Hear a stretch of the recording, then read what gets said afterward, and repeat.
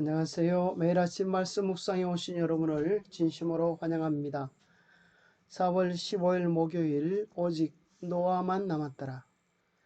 오늘 제목을 볼 때에 여러분 어떤 마음이 드십니까?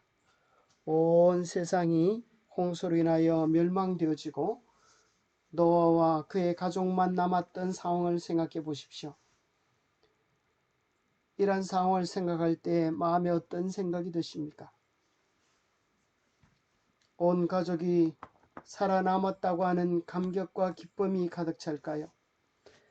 아니면 수많은 사람들이 하나님을 믿지 아니하고 목숨을 잃어버린 것에 대한 안타까움과 고통이 더 많을까요?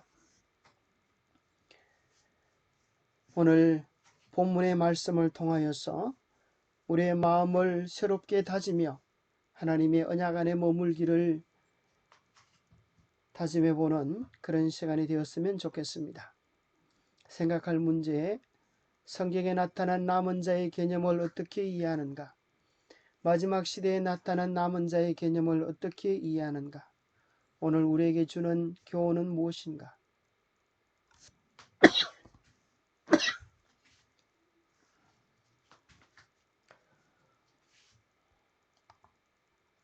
성경에 나타난 남은 자의 개념을 어떻게 이해하십니까? 지면의 모든 생물을 썰어 버리시니 곧 사람과 가축과 기는 것과 공중의 새까지라. 이들은 땅에서 썰어버림을 당하였으되 오직 노아와 그와 함께 방주에 있던 자들만 남았더라. 온 세상이 홍수로 인하여 멸망해 버렸을 때에 오직 방주에 있던 노아와 그의 가족들만이 온전히 살아남았습니다. 방주는 예수 그리스도를 상징하기에 넉넉합니다. 예수 그리스도 안에 있을 때 우리는 어떤 풍파와 역경과 고난 가운데서도 우리의 영원한 생명을 유지할 수 있게 될 것입니다. 이 본문에서 남은 자의 개념이 성경상 처음으로 언급된 것을 발견하게 됩니다. 여기서 남았더라고 번역된 말은 그 어근이 남은 자의 개념을 전달하기 위하여 구약에서 여러 차례 사용된 다른 낱말에서 파생되었습니다. 우리는 창세기 45장에 하나님께서 요셉을 애고로 인도하셨던 그 사건을 두고 그의 형제들을 만나서 요셉이 이렇게 말을 합니다. 하나님이 큰 구원으로 당신들의 생명을 보존하고 당신들의 후손을 세상에 두시려고 나를 당신들보다 먼저 보내셨다고 고백합니다. 이스라엘 백성을 그 기근과 고난과 어려움 속에서 지켜주시도록 하나님께서 섭리하셨다고 하는 것입니다. 이사야 4장 3절에는 시온에 남아있는 자, 곧 예루살렘에 머물러 있는 자, 곧 예루살렘 안에 생존한 중 기록된 모든 사람은 거룩하다 칭함을 얻으리. 이사야 11장 11절 그날에 주께서 다시 그의 손을 펴사 그의 남은 백성을 돌아오게 하실 것이라. 성경 속에서 남은 자의 개념은 언제나 수많은 사람들의 우상 숭배와 수많은 사람들이 배교에 수많은 사람들이 하나님을 등지고 있었지만 몇몇 신실한 자들은 하나님 편에 굳게 서 있었던 모습을 묘사합니다. 하나님과 함께하는 자, 하나님의 약속을 붙잡고 사는 자, 하나님께서 지키시고 보호하는 자, 하나님께서 눈동자처럼 아끼시는 자를 남은 자로 묘사해 주고 있습니다. 홍수 때에 세상의 창조주께서는 또한 세상의 심판장이 되셔야 했습니다. 가까이 다가온 전 세계적인 심판은 과연 땅의 모든 생명과 인간의 생명까지도 파괴될 것인가 하는 의문이 생기게 하였습니다. 만일 그렇지 않다면 누가 살아남을 것인가? 누가 남은 자가 될 것인가? 이 경우에 살아남은 자들은 방주 안에 있는 자들이었습니다. 노아와 그의 가족이었습니다. 그러나 노아의 구원은 하나님의 언약, 곧 자비롭고 은혜로우신 하나님에 의해 시작됐고 실행되었던 언약과 연관되어 있음을 발견하게 됩니다. 교훈에 보면 언약의 하나님께서는 노아와 맺으신 언약을 지키심으로 노아와 그의 가족을 홍수 때에 살아남게 하셨습니다. 남은 자는 하나님의 보호하심을 받았습니다. 하나님의 언약, 방주 안으로 들어가라고 하는 그 하나님의 언약 안에 충실했을 때 하나님은 말할 수 없는 폭풍과 재난과 혼란 가운데서 그들을 온전히 지키고 보호하셨습니다. 우리도 하나님의 언약 안에 있을 때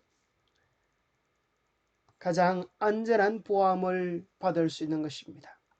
영감의 교훈입니다. 그리스도를 믿음으로 보호받음.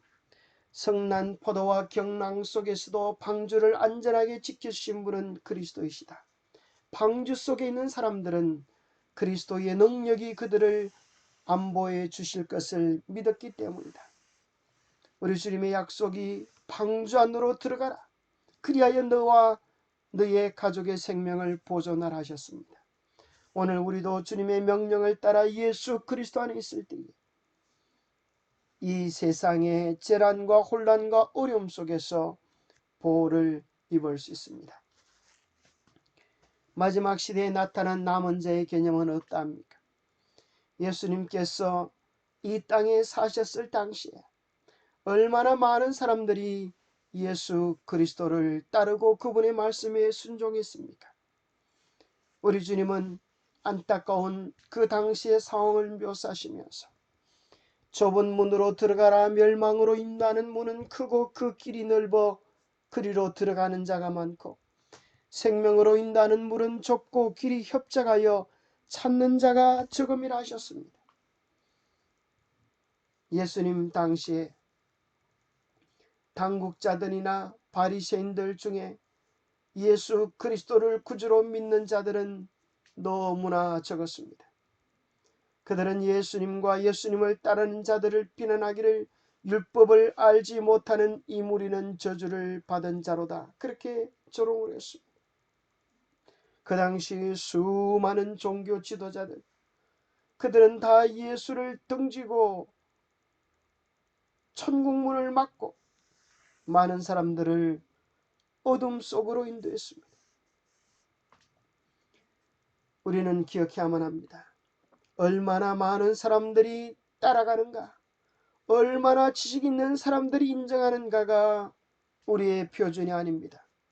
마치 나침반의 바늘이 언제나 남과 북을 가리키듯이 언제나 변치 않는 하나님의 말씀을 기준으로 살아갈 때 우리는 참된 평안과 기쁨을 누릴 수 있습니다. 로마 시대 때, 초대교회 핍박의 시대 때 사단은 로마를 앞장서 진실된 그리스도인들을 사자의 밥이 되게 했습니다. 그러나 그들은 죽음으로써 승리를 했습니다. 그런데 로마가 313년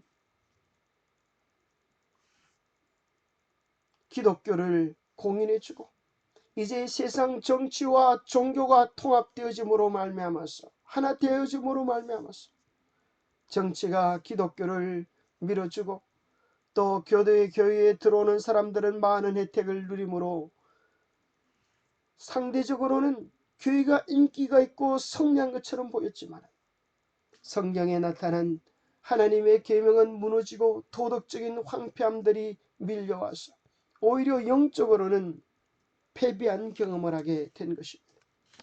그래서 하나님의 교회는 하나님의 계명을 던져버리고 세상의 달콤한 열매를 따먹기 시작했습니다.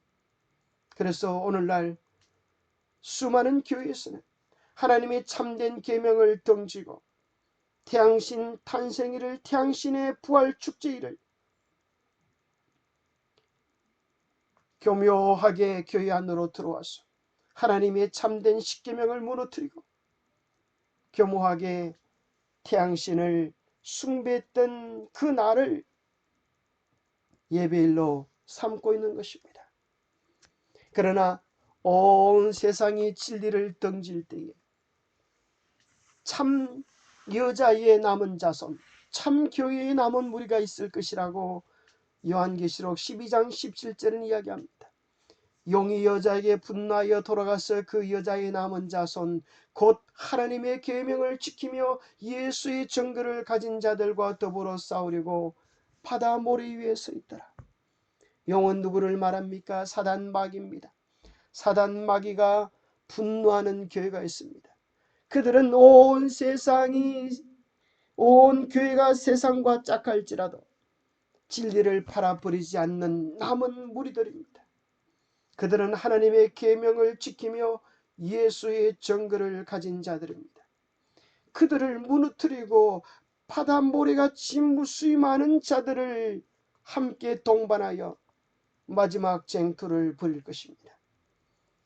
요한계시록 14장에도 말씀합니다. 성도들의 인내가 여기 있나니 그들은 하나님의 계명과 예수에 대한 믿음을 지키는 자들이다. 하나님의 계명이 당신 안에 있습니까? 예수님에 대한 신실한 믿음이 당신 안에 있습니까?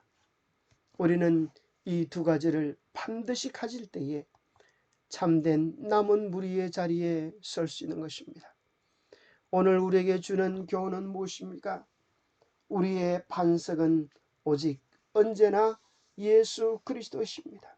우리의 유일한 구원은 오직 예수 그리스도이십니다. 우리의 피난처, 우리의 방주, 우리의 반석, 우리의 도움은 오직 예수 그리스도입니다. 다른 이로서는 구원을 받을 수 없나니 차나 사람 중에 구원을 받을 만한 다른 이름을 우리에게 주신 일이 없음이라 하였더라. 고로 예수 그리스도 안에 우리가 깊이 뿌리 내릴 때 우리는 예수의 열매, 성령의 열매를 맺게 될 것입니다. 우리의 입술에 공언이 아니라 우리가 우리의 시간을, 우리의 마음을, 우리의 애정을 어디에 두느냐에 따라서 우리는 거기에 속한 열매를 맺게 될 것입니다. 그러므로 그들의 열매로 그들을 알리라. 나더러 주여 주여 하는 자마다 다 천국에 들어갈 것이 아니요 다만 하늘에 계신 내 아버지의 뜻대로 행하는 자라야 들어가리라. 우리 주님 말씀하십니다. 우리가 어떻게 천국의 열매, 하늘의 열매를 맺을 수 있습니까? 그것은 참 생명의 포도나무이신 예수 그리스도와 깊은 생명의 교제를 나눌 때에 우리가 주님 안에 있고 주님이 우리 안에 거하실 때에 우리는 천국의 열매, 성령의 열매를 많이 맺을 수 있게 될 것입니다. 주님을 떠나서는 우리가 아무것도 할 수 없음을 기억하고 매 순간 생명처럼 예수 그리스도를 높이는 우리가 되기를 간절히 바랍니다. 기도하겠습니다. 하나님 아버지, 언제나 진리 편에는 주님 편에는 그렇게 사람들이 많지 않음을 보게 됩니다. 고로 우리는 얼마나 많은 사람들이 지지해 주느냐, 얼마나 권 있는 사람들이 믿어주느냐 하는 것이 우리의 관심이 되지 않게 하여 주시고 하나님이 말씀하시는 것이 무엇인가, 정말 주님이 원하시는 무엇인가가 더 큰 관심이 되게 하여 주시옵소서. 변함없는 신실함으로 우리와의 언약을 지켜주시는 주님 참으로 감사합니다. 우리가 부족하고 연약하지만 하나님께 쓰임받는 남은 자가 되도록 도와주시옵소서. 날마다 주님의 언약 안에 살아갈 수 있도록 연약한 우리의 마음을 성령으로 붙잡아 주시옵소서. 하나님의 특별한 도우심과 은혜를 간구합니다. 우리의 마음과 우리의 생각과 우리의 삶이 주님의 언약 안에, 주님과의 교제 안에 날마다 연결되어 풍성한 하늘의 열매를 맺도록 축복하여 주시옵기를 우리 주 예수 그리스도 이름 어지하여 간절히 간구합나이다. 감사합니다. 오늘도 주님과 교제하는 신령한 즐거움들이 우리의 삶에 가득하기를 간절히 바랍니다. 감사합니다.